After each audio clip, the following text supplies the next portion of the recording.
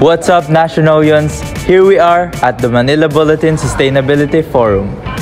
And we are going to interview the next generation Nationalians about their key takeaways about today's forum. I'm here with... I'm Juliana Catrina Rocco from BS Management Accounting. And Brian Melendez from BS Management Accounting as well. So as a student, what's your plan of action to contribute to the goal of sustainability? Ang pinaka makakontribute talaga natin as individual is yung actions na kailangan natin gawin. Kasi nakikita natin na different company is marami na silang ginagawa para matulungan yung mga tao sa bansa natin. So, yun na lang, as individual, kailangan din natin makahelp na gumawa din ng sustainability or environmental friendly for us.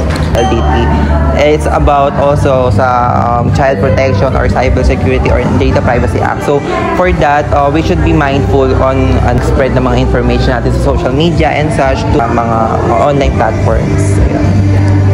I'm Bianca Encinas from College of Allied Health sa SM, which is yung MOB, yung my own bag, which is na-experience ko na rin siya sa mga SM na napupuntahan ko kung saan mas nagiging sustainable kasi nalalesen yung use of plastic and mas nagagamit ngayon yung mga meron na tayo sa sarili-sarili nating bahay na pwede nating gawing shopping bags.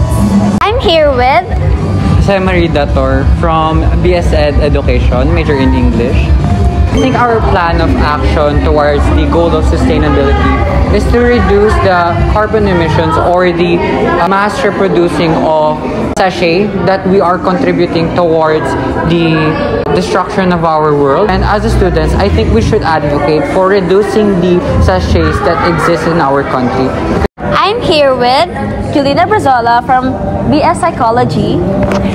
And I'm Hazel Ansirafalio from BS Psychology as well.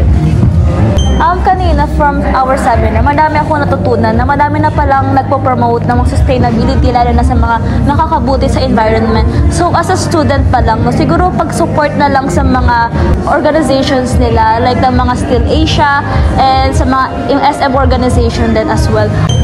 And for me naman, as a student pa lang, matagal ko na talagang pinapractice yung paglalakad, no? Na as much as possible, kung malapit lang naman yung pupuntahan ko, hindi na ako magsasakay or gagamit ng transportation kasi mas papractice ko yung sustainability kapag naglalakad ako. And mas na-enjoy ko rin naman syempre yung paglalakad.